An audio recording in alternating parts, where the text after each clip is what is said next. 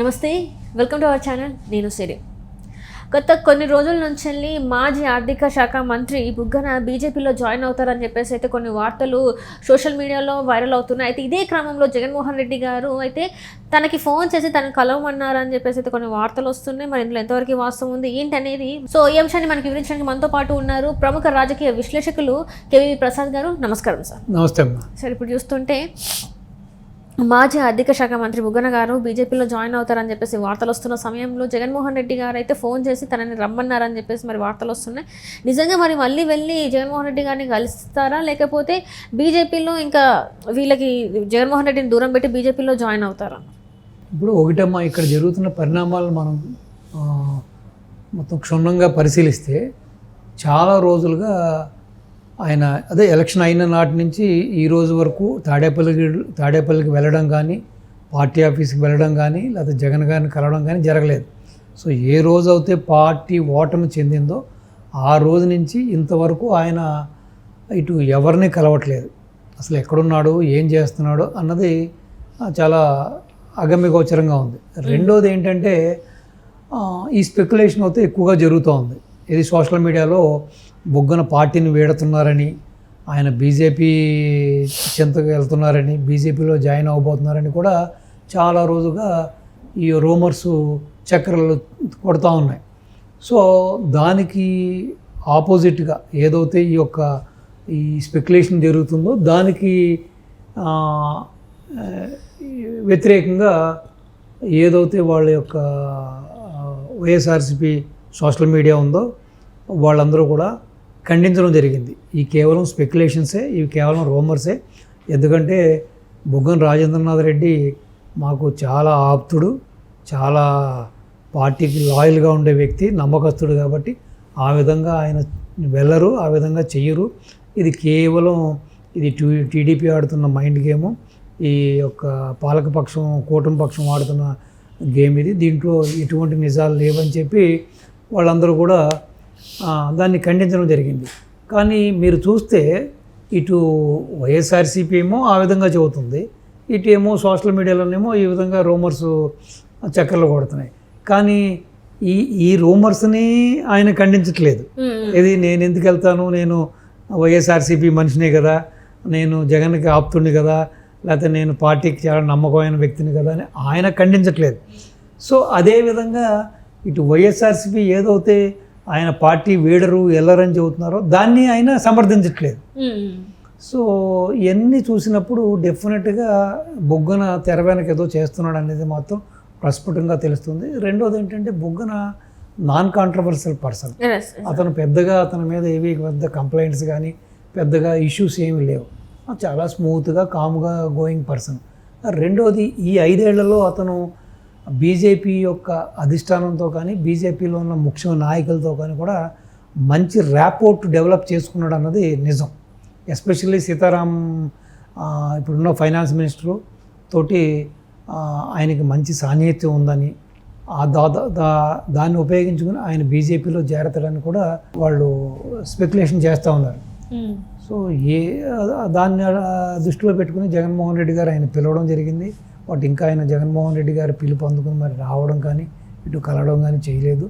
So ఆయన అయితే డెఫినెట్గా వెళ్తాడని, సో ఆయన వెళ్ళినా కూడా ఎందుకంటే వైసీపీలో ఉన్న అవినీతి నాయకుల్ని, అవినీతి పరుల్ని మా పార్టీ తీసుకోదు, మేము ఒక స్టాండ్ తీసుకున్నామని బీజేపీ చెప్పడం జరిగింది.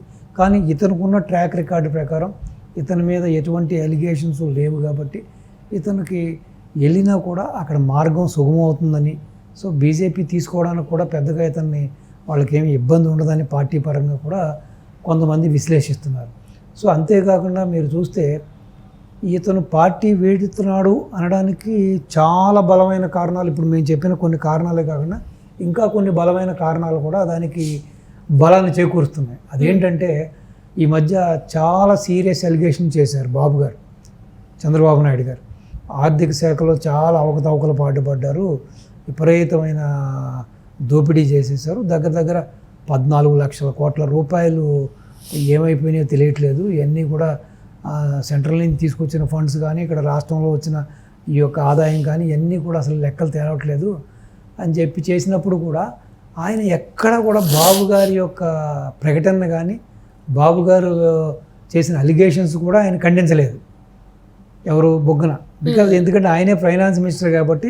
సో డెఫినెట్గా ఒక బాధ్యత గల ఎక్స్ మినిస్టర్గా అంతకుముందు ఆ శాఖను నిర్వర్తించారు కాబట్టి ఆ శాఖ మీద ఈ రోజున కొన్ని అలిగేషన్స్ వచ్చినప్పుడు సో డెఫినెట్గా మరి మాట్లాడాలి కదా. సో ఆ విషయాన్ని కూడా ఆయన ఖండించట్లేదు. అప్పుడు కూడా ఆయన మౌనాన్నే ప్రదర్శిస్తున్నాడు. సో ఇవన్నీ చూసినప్పుడు ఏంటంటే మనకి చాలా బలమైన సంకేతాలు ఏమనిపిస్తున్నాయంటే సో డెఫినెట్గా ఈయన ఏదో ప్లాట్ఫారం క్రియేట్ చేసుకుంటున్నాడు. సో డెఫినెట్గా పార్టీ మారడానికి ఏదో సన్నిహితుడు అయ్యాడు. సో పార్టీ మారతాడు కూడా. ఆ దిశగానే ఆయన తన చర్యల్ని తన యొక్క వ్యవహారాలను కూడా చూస్తున్నాడు అనేది మనకి ప్రస్ఫుటంగా అర్థమవుతుంది. అంటే ఇప్పటివరకు చూసుకున్నట్టయితే మీరు ఇందాక చెప్పినట్టు ఈయన పైన ఎట్లాంటి కాంట్రవర్సీ లేదు, ఏం లేదు, అంత క్లీన్ షీట్ ఉంది. సో దీంతో ఆయన బీజేపీలోకి వెళ్ళడానికి లైన్ కూడా క్లియర్ అయిపోయింది. ఆల్రెడీ బీజేపీ నాయకులు కూడా ఓకే అన్నట్టు మరి వార్తలు వస్తున్నాయి. మరి నిజంగా బీజేపీ నాయకులు ఓకే అన్నారంటారా? మరి బీజేపీ నాయకులు ఓకే అన్నారా అనలేదన్నది ఇంకా మనకు అఫీషియల్గా రాలేదు కాబట్టి దాన్ని మనం నిర్ధారించలేం. బట్ ఈ జరుగుతున్న సంఘటనలు ఆయన ఇటు అవుననే అంటలేదు, కాదనే అంటలేదు. ఈవెన్ ఆర్థిక శాఖ మీద ఇంత సీరియస్ అలిగేషన్ చేసినప్పుడు కూడా బాబు గారు కౌంటర్ కూడా ఇవ్వలేదు ఆయన, దానికి సమాధానం కూడా చెప్పలేదు ఆయన. సో ఇవన్నీ చూసినప్పుడు మొత్తం మీద ఆయన వైసీపీ మీద అలకపోనాడా, లేకపోతే వైసీపీని వేయడం కోసమే ఇంక ఇదంతా కూడా ఆయన నెత్తి మీద వేసుకోదలుచుకోలేదా, సో ఈ కాంట్రవర్సీకి వెళ్ళదలుచుకోలేదా, సో ఎలాగో మనం పార్టీ పెడుతున్నాం కాబట్టి మనం వీటిలన్నింటికి ఎందుకు సమాధానం చెప్పాలని చెప్పి అనుకుంటున్నాడా. ఏదేమైనా ఆయనకున్న సత్సంబంధాలు కానీ ఈ 5 ఏళ్ళు ఆయన సెంట్రల్లో మాటికి ఫండ్స్ గురించి వాటి గురించి ఆ ఢిల్లీ వెళ్ళినప్పుడు ఏదైతే తనకు కొంత ర్యాపోర్ట్ ఏర్పడిందో అక్కడ కొంతమంది బీజేపీ అగ్రనాయకత్వంతో నాయకులతోటి తనకు ఒక సన్నిహిత సంబంధాలు ఏర్పడ్డాయో, especially finance minister Nirmala Sitharaman గారితో ఆయనకి మంచి సాన్నిహిత్యం ఏర్పడింది అంటున్నారు. సో వాటిలన్నింటినీ ఉపయోగించుకుని ఈ రోజున తన మళ్ళీ రాజకీయ జీవితాన్ని నిలబెట్టుకోవడానికి, రాజకీయంగా పునర్జన్మ ఎత్తడానికి సో ఇటు అడుగులు వేస్తున్నాడని, సో అది ఆ అడుగులు కూడా బీజేపీ వైపు వేస్తున్నాడని, ఆయన కళ్ళు కూడా బీజేపీ వైపు ఎదురు చూస్తున్నాయని కూడా మనకు ప్రస్ఫుటంగా కొన్ని సంకేతాలు అయితే అందుతున్నాయి, తెలుస్తున్నాయి. కాబట్టి ఏదేమైనా సరే మొత్తం మీద బొగ్గన ఒక డిసిషన్కి వచ్చినట్టుగానే కనపడుతుంది. సో వైసీపీకి ఆయన రామ్ చెప్పే సూచనలు ఎక్కువగా కనపడుతున్నాయి. కాబట్టి సో వెయిట్ అండ్ సీ, మనకి తొందరలోనే కాలమే దానికి సమాధానం చెబుతుంది.